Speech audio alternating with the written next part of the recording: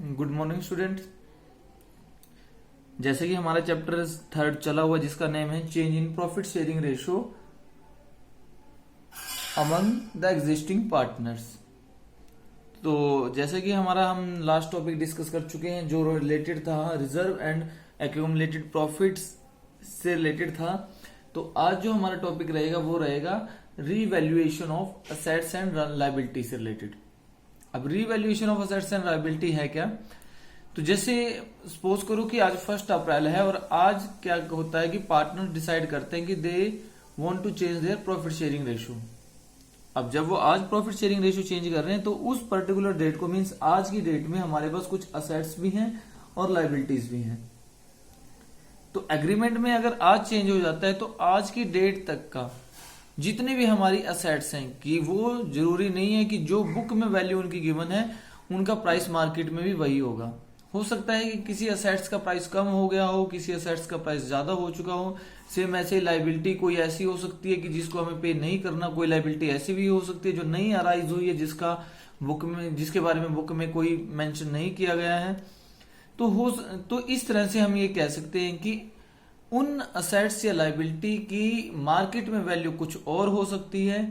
तो इस वजह से होगा क्या कि जो भी उन असेट्स या लायबिलिटी की रिवैल्यूएशन की वजह से जो भी प्रॉफिट या लॉस हो रहा होगा, क्योंकि आज चेंज हुआ है तो आज तक तो जो ओल्ड पार्टनर थे मीन जो पार्टनर थे वो ओल्ड रेशो के अकॉर्डिंग वर्क कर रहे थे। तो मीन्स आज तक की डेट तक का जो ये असेट्स या लायबिलिटी की वजह से उनकी रिवैल्यूएशन की वजह से जो प्रॉफिट या लॉस हुआ है वो भी उन ओल्ड पार्टनर का ही है और जो भी प्रॉफिट या लॉस होगा वो ओल्ड पार्टनर में ही डिस्ट्रीब्यूट होगा, वो भी उनकी ओल्ड रेशो में। अब ये क्यों होगा? क्योंकि ये मैं पहले बता चुका हूं कि जो भी इंक्रीज या डिक्रीज होगा in the value of assets and liability up to the date of change in profit sharing ratio, कि आज की डेट तक का जो भी इंक्रीज या डिक्रीज हुआ असेट्स और लायबिलिटी की वैल्यू में वो किससे रिलेटेड है? It is related to the period before the change in profit sharing ratio, कि उस पीरियड से रिलेटेड है which is related with the period before the change in profit sharing ratio of existing partner. तो यहां पर हमारे पास क्या आता है, और क्योंकि ये आज की डेट से पहले का ही है कि आज अगर चेंज हुआ है तो ये जो भी प्रॉफिट या लॉस है ये सारा आज से पहले के टाइम का है। तो इसलिए ये पहले क्या होती थी ओल्ड रेशो, इसलिए हम जो भी इसकी वजह से जो भी चेंजेस आएंगे उसको हम ओल्ड रेशो में ही डिस्ट्रीब्यूट करेंगे, शेयर करेंगे पार्टनर्स। तो यहां हमारे पास जो कुछ पॉइंट आता है वो पॉइंट है क्या कि जो हमारी पार्टनर है, अब मार्केट में वैल्यू कुछ हो रहा है। मानकर चलो हमारे पास एक मशीनरी है जिसकी बुक में वैल्यू गिवन है 1,20,000। अब पार्टनर्स यहाँ ये भी सोच सकते हैं कि पार्टनर इसको मार्केट वैल्यू पे भी शो कर सकते हैं, मींस रिवाइज्ड वैल्यू पे भी शो कर सकते हैं, और they may be showed it without any revised value, और we can say they can show it on their book value. कि पार्टनर जो है they may show it at their revised value और it may be shown at their book value. तो यहां पर 1,20,000 जो book value है, मार्केट में इसकी वैल्यू अगर 1,05,000 है तो पार्टनर के पास ऑप्शन है कि वो इसको 1,05,000 मीन्स मार्केट वैल्यू पे शो कर सकता है अपनी बुक में, और हो सकता है कि वो मार्केट वैल्यू की बजाय उसको बुक वैल्यू पे ही शो करे, यानी कि रिवाइज्ड वैल्यू पे शो ना करे। तो दोनों ही केस में हमारी जो एडजस्टमेंट है वो अलग अलग रहती है। तो अलग अलग रहती है। तो जैसे हम सबसे पहले बात करते हैं कि if the partner want to show these assets और liability at their revised value, अगर उनको रिवाइज्ड वैल्यू पे शो करना चाहता है तो उस केस में जो भी इनके प्राइस में इंक्रीज डिक्रीज होता है उसको हम एक अकाउंट्स की हेल्प से शो करते हैं जिसका नाम है रीवैल्यूएशन अकाउंट। और ये जो रीवैल्यूएशन अकाउंट है ये होता है हमारा नॉमिनल नेचर का, और नॉमिनल नेचर का रूल आप सभी जानते ही हैं कि debit all expenses and losses and credit all income and gains. तो आपने वही चीज अपने माइंड में रखनी है। और ये जो रिवैल्यूएशन अकाउंट है किससे रिलेटेड है? ये revaluation account is that account which shows the increase and decrease in the value of assets and liability, और उसकी वजह से जो भी प्रॉफिट या लॉस हुआ है उसको शो करता है। तो यहां हमने क्या करना है, तो सबसे पहले अगर हम परफॉर्मा की बात करें तो परफॉर्मा क्या रहेगा इसका? Revaluation account. ये हमारा पर्टिकुलर यहां आएगा उसके बाद अमाउंट का कॉलम मैंने यहां शो नहीं किया, ये डेबिट साइड, ये क्रेडिट साइड। तो अब देखिए यहां पर क्या है, क्योंकि ये नॉमिनल नेचर का है हमारे लिए अकाउंट, तो नॉमिनल नेचर के according debit all expenses and credit all income and gains. तो यहां एक चीज देखिए, असेट्स और लाइबिलिटी की वजह से जो भी आपको लॉस होगा उसको आप इस साइड में शो करोगे, और असेट्स या लाइबिलिटी की वजह से जो भी आपका बेनिफिट होगा वो आप इस साइड शो करोगे। और वो किस केस में होता है, तो ध्यान रखिए, असेट्स का प्राइस, असेट्स की वैल्यू, मार्केट वैल्यू अगर इंक्रीज होती है तो हमारे लिए बेनिफिशियल है, तो बेनिफिशियल है तो आप इस साइड में लिखोगे। जो भी इंक्रीज होगा वैल्यू में, वैल्यू ऑफ असेट्स में, तो वो आप यहां शो करोगे। और if there is a decrease in the value of any assets, in that case you will show it on the debit side of revaluation account. In the same way, if there is increase in the value of liability, तो it is not favorable for us. If it is not favorable, in that case we will show it on the debit side. And if there is a decrease in the value of liability, अगर liability में कुछ decrease होता है कि पहले आपने किसी के पहले 1000 अमाउंट पे करनी थी, अब because of any reason you have to pay only 800, in that case 200 is your benefit. In that case वो जो 200 होगा, this is beneficial for you because you don't have to pay any person this 200 rupees. तो यहां पर आप क्या करोगे, तो यहां पर हमारा यही है कि लाइबिलिटी में अगर डिक्रीज हुआ तो हमारे लिए फेवरेबल है, तो हम यहां क्रेडिट साइड में लिखेंगे। अगर लाइबिलिटी इंक्रीज हो जाती है तो हम उसको डेबिट साइड में लिखेंगे। इसी तरह से अगर किसी अनरिकॉर्डेड एसेट्स का आपको पता लगे कि पहले कोई बुक में कोई एसेट्स शो नहीं हो रही थी, आपको उसका पता लगा है, तो आपके लिए वो फेवरेबल हुई जी, क्योंकि आपकी एसेट्स इंक्रीज हो गई।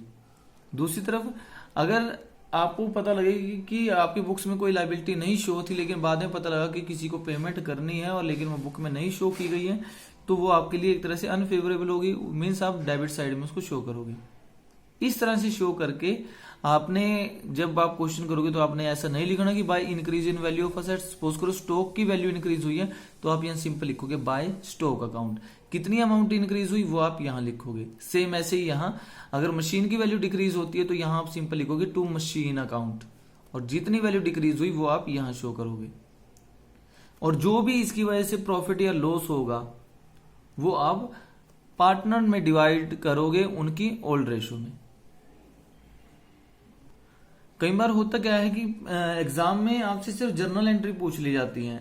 अब जर्नल एंट्री वो सिंपल ही है, आप याद रखिए कि रिवैल्यूएशन अकाउंट हमारा नॉमिनल नेचर का अकाउंट है। अगर आपको लगता है कि एसेट्स या लाइबिलिटी की वजह से आपको बेनिफिट हो रहा है, तो बेनिफिट के केस में रिवैल्यूएशन, क्योंकि इनकम क्रेडिट होती है, तो आप रिवैल्यूएशन को क्रेडिट करोगे। अगर लगता है आपको कि लॉस हो रहा है किसी एसेट्स या लाइबिलिटी की वजह से, तो उस केस में रिवैल्यूएशन को आप डेबिट करोगे।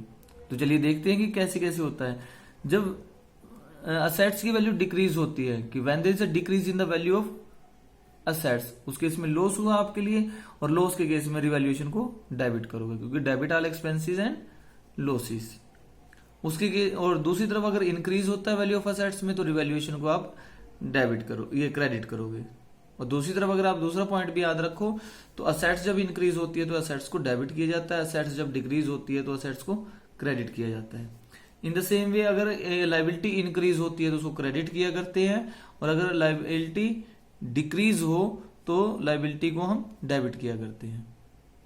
तो सेम हमारा यहां है, लाइबिलिटी इंक्रीज होती है तो हमारे लिए क्या है, हमारे लिए क्या है, एक तरह का लॉस है इस वजह से, क्योंकि हमें we have to pay more amount as compare to the our past payment. तो उसके अकॉर्डिंग यहां हम क्या करेंगे, रिवैल्यूएशन अकाउंट को डेबिट करते हैं।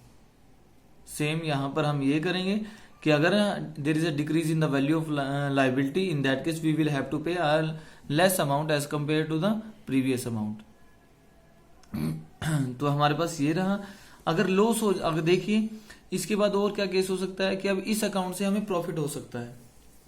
अगर प्रॉफिट होगा तो हम जब पार्टनर में उसको डिस्ट्रीब्यूट करेंगे, तो पार्टनर में जब डिस्ट्रीब्यूट करेंगे प्रॉफिट को, तो इससे उनकी कैपिटल इंक्रीज हो जाएगी, और जब कैपिटल इंक्रीज होती है तो उसको हम क्रेडिट करते हैं। तो जब प्रॉफिट है तो उससे कैपिटल इंक्रीज होगी ट्रांसफर करते टाइम, तो कैपिटल को हम क्रेडिट करेंगे और रिवैल्यूएशन को डेबिट। और जब लॉस हो रहा होगा तो लॉस से कैपिटल डिक्रीज होती है, डिक्रीज के केस में हम डेबिट करते हैं कैपिटल को, तो यहां हमने डेबिट किया, यहां पर क्रेडिट किया। तो ये थी हमारी जर्नल एंट्री। तो चलिए अगर हमें कोई एग्जाम्पल यूज करना हो, तो जैसे एग्जाम्पल साथ के साथ शो कर पाना मेरे लिए यहाँ पर थोड़ा डिफिकल्ट होगा, तो इसलिए मैं मोस्टली स्टूडेंट्स के पास जैसे कि डीके गोयल की बुक है एपीसी पब्लिकेशन की, तो आप उस बुक में आप एग्जाम्पल नंबर आप निकाल सकते हो, सॉरी एग्जाम्पल नहीं, अनसोल्ड क्वेश्चन 42 निकाल सकते हो। 42 से ही रिलेटेड मैं आपको सॉल्यूशन करवाऊंगा। उसमें स्टेटमेंट कुछ और है, लेकिन अभी के लिए हम कुछ और लेकर चलेंगे। तो चलिए 42 क्वेश्चन में क्या गिवन है कि L M and N R partners who share profit and losses in equal ratio. 31 March 2016 को they decide to share the future profit in the ratio 4:1। Sorry 1 April को उन्होंने डिसाइड किया था कि they will share their future profit in the ratio of 4:2:1। लेकिन जब उन्होंने ये डिसीजन लिया उस टाइम पे हमारी जो बैलेंस शीट गिवन थी वो आपके सामने है, जिसमें लायबिलिटी साइड में थे क्रेडिटर 58,000 के, रिजर्व एंड सरप्लस थे 42,000 के, और कैपिटल जो थी वो एल की थी 2 लाख, एम की थी 1 लाख एंड एन की थी 80,000। ओवरऑल मिला के हुए 3,80,000। सेट साइड हमें गिवन था कैश की वैल्यू थी 8,000, डेटर थे 75,000 के, उसमें से लेस प्रोविजन किया 3,000 का, तो हमारे पास 72,000 रह गए डेटर। स्टॉक था 1,80,000 का, फिक्स्ड एसेट्स थी 2,20,000 की, और दोनों साइड का जो हमारा सम था वो था 4,80,000। जब 1 अप्रैल को उन्होंने डिसाइड किया कि प्रॉफिट शेयरिंग रेशियो में चेंज करना चाहते, तो उस टाइम पे फॉर दिस पर्पस उन्होंने क्या डिसाइड किया थी, goodwill is to be value 2 years purchase of average profit of last 4 year की, लास्ट के 4 year की प्रॉफिट का जो एवरेज होगा उसे हम 2 means number of year purchase से मल्टीप्लाई करके गुडविल कैलकुलेट करेंगे। They further agreed that provision for doubtful debt to be increased by 2,000 से हमें ये इंक्रीज करने हैं। Stock to be appreciate by 20%, fixed assets depreciate करनी है 10%, creditor to be taken at 49,000। तो अभी के लिए मैं ये जो नेक्स्ट स्टेटमेंट इसमें लिखी होगी, partner do not desire to record the revised value, क्योंकि अभी तक जो हमने टॉपिक किया वो ये किया है कि वो रिवाइज्ड वैल्यू पे शो करना चाहते हैं एसेट्स और लायबिलिटी को। तो अभी के लिए हम इस क्वेश्चन में यही मान रहे हैं कि they want to record the assets and liability at their revised value. और क्वेश्चन में इसमें लिखा they also desire to leave the reserve and surplus undistributed, means वो रिजर्व एंड सरप्लस को डिस्ट्रीब्यूट करना नहीं चाहते। लेकिन अभी के लिए हम इस टॉपिक को छोड़ रहे हैं। हम इसमें क्या मानकर चल रहे हैं कि असेट्स को भी हम रिवाइज्ड वैल्यू पे दिखा रहे हैं, और जो हमारे रिजर्व या सरप्लस हैं उनको भी हम डिस्ट्रीब्यूट कर रहे हैं। मीन्स एक तरह से ये मानकर चलिए कि ये लाइन लिखी ही नहीं है जिसमें रिवाइज्ड वैल्यू के बारे में बोल रखा है और रिजर्व एंड सरप्लस के बारे में। हम ये मान रहे हैं कि रिजर्व एंड सरप्लस भी डिस्ट्रीब्यूट किए जा रहे हैं और असेट्स और लायबिलिटी को भी उनकी रिवाइज्ड वैल्यू पे शो किया जा रहा है। तो अब इस केस में हमें करना क्या होता है, तो चलिए हम उसी के बारे में ही बात करते हैं कि आपको इस केस में अकाउंट कैसे मेंटेन करने हैं, बनाना है। तो चलिए देखिए कैसे आपने इन अकाउंट को बनाना है। सबसे पहले आपने बनाना है रिवैल्यूएशन अकाउंट। रिवैल्यूएशन अकाउंट का हमने परफॉर्मा बनाया। अभी के लिए आपने जैसे अभी कुछ नहीं लिखा, ये मैंने लिखा हुआ है कि टाइम सेव करने के लिए। उसके बाद हमने पार्टनर्स कैपिटल अकाउंट का परफॉर्मा बनाया, और उसके बाद जो है हमने यहाँ पर बैलेंस शीट बनाई। इसके बाद हमने क्या किया, यहाँ पर हमने बैलेंस शीट का परफॉर्मा बनाया, और बैलेंस शीट का परफॉर्मा बना के जैसे हमें अभी के लिए हमने यहाँ कुछ नहीं लिखा दोनों साइड में, आप ये मानकर चलिए। अब देखिए हमारा नेक्स्ट स्टेप क्या रहेगा। सबसे पहले आपका नेक्स्ट स्टेप रहेगा, यहाँ पर हम कैपिटल अकाउंट से स्टार्ट करेंगे। परफॉर्मा बना के आप अंदाजे से यहाँ पर लाइनें छोड़ सकते हो रिवैल्यूएशन के लिए। उसके बाद जो हमने कैपिटल अकाउंट बनाना है, तो उसके लिए देखिए हमारा स्टेप क्या रहेगा। सबसे पहले आपने क्या करना है, कैपिटल का बैलेंस लिखना है कि बाय बैलेंस बीडी ये कहाँ गिवन होता है, हमारी बैलेंस शीट में। तो बैलेंस शीट में इनका जो बैलेंस था, एल का बैलेंस था 2 लाख, 1 लाख एम का बैलेंस था, और 80,000 बैलेंस था यहाँ पर एन का। हमने वही यहाँ पर लिख दिया। आपने ध्यान रखना है, बैलेंस लिखने के बाद जो हमारा नेक्स्ट स्टेप रहेगा वो रहेगा हमारा रिजर्व से रिलेटेड। इसके लिए आप क्या करोगे कि आपको ये सारा कुछ ध्यान रखना है कि कौन कौन सी एडजस्टमेंट हम किया करते हैं। हम गुडविल भी कैलकुलेट करते हैं, हम गुडविल से रिलेटेड एडजस्टमेंट करते हैं, रिजर्व एंड सरप्लस से रिलेटेड एडजस्टमेंट करते हैं, हम एडजस्टमेंट करते हैं रिवैल्यूएशन से रिलेटेड। तो यहाँ हम वो सारी करेंगे अब वन बाय वन, लेकिन आपने सबसे पहले स्टेप याद रखना है। सबसे पहले आप बैलेंस लिखोगे, बैलेंस के बाद आपका ध्यान जाएगा रिजर्व की तरफ। रिजर्व है या नहीं है, इसके लिए आपको बैलेंस शीट की तरफ देखना होगा। बैलेंस शीट में हमने देखा कि वहां हमारे पास रिजर्व थे 42,000 के। अब आप पहले ही कर चुके हो कि अभी के लिए हम ये माने कि ये इसको डिस्ट्रीब्यूट कर रहे हैं, तो रिजर्व को हमें पता है कि ये रिजर्व रिकंस्टिट्यूशन से पहले के हैं, तो इनको हम ओल्ड रेशियो में डिवाइड करेंगे। 42,000 है, ओल्ड रेशियो क्या थी इनकी, इक्वल थी, मींस 40,000 14,000 तीनों में ही हम डिस्ट्रीब्यूट कर देंगे। 14,000 तीनों में ही डिस्ट्रीब्यूट कर दिए जाएंगे। ये हमारा पहला पॉइंट हुआ रिजर्व से रिलेटेड। अब रिजर्व के बाद, क्योंकि सेट साइड में भी कोई प्रॉफिट एंड लॉस का कोई या एडवर्टाइजमेंट सस्पेंस कुछ भी नहीं लिखा हुआ, तो अब हमारा नेक्स्ट पॉइंट आया गुडविल से रिलेटेड।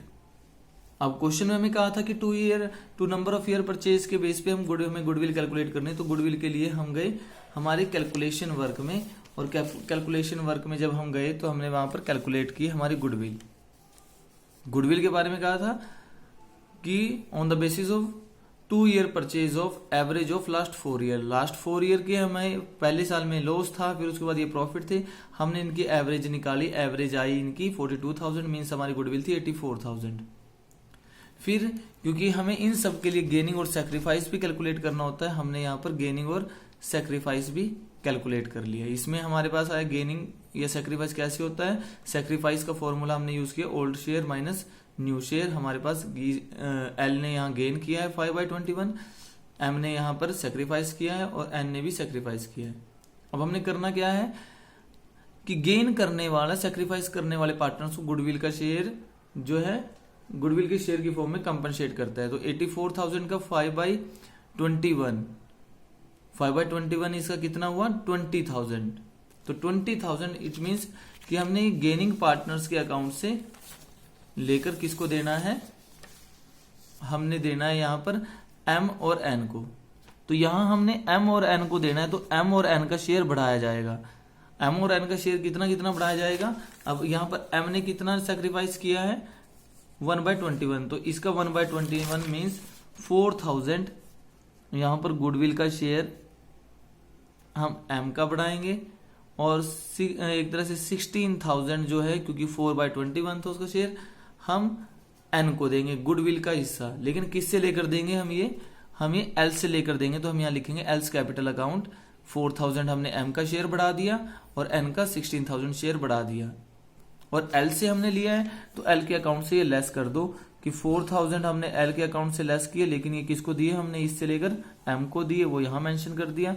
16,000 और कम कर दिए कि ये वाला पैसा हमने एन को दिया। तो ये हमारा गुडविल का भी पॉइंट हो गया। रिजर्व का पॉइंट हम कर चुके हैं, गुडविल का पॉइंट हम कर चुके हैं। अब हमारा जो पॉइंट रहता है वो आता है रिवैल्यूएशन से रिलेटेड। अब क्वेश्चन में गिवन था, अब हम क्वेश्चन की एडजस्टमेंट पढ़ रहे थे, जो एक्स्ट्रा जो हमारे पास एडजस्टमेंट गिवन थी, तो उसमें सबसे पहले गिवन था provision for doubtful debt to be increased. अब प्रोविजन बढ़ते हैं, प्रोविजन के बढ़ने से डेटर हमारे कम होते हैं, तो एक तरह से हमारे डेटर कम हो रहे हैं, तो हम यहाँ लिखेंगे to provision for doubtful debt. उसने कहा है 2,000 और बढ़ाने हैं, इसका मतलब 2,000 का हो गया हमें लॉस।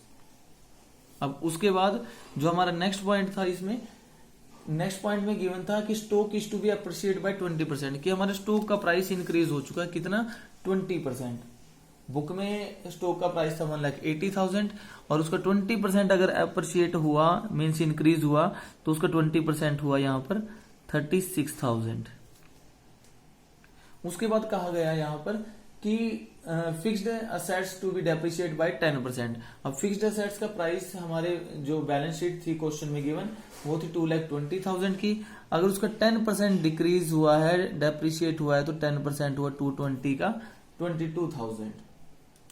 तो और उसके बाद क्वेश्चन में लिखा है कि creditor to be taken at ₹49,000 की क्रेडिटर हमने 49,000 लेने हैं। तो बुक में हमने चेक किया, बुक में तो क्रेडिटर 58,000 के थे, लेकिन एडजस्टमेंट में कहा गया हमें 49,000 के लेने हैं वो, तो इट मीन्स क्रेडिटर की वैल्यू भी डिक्रीज हो गई।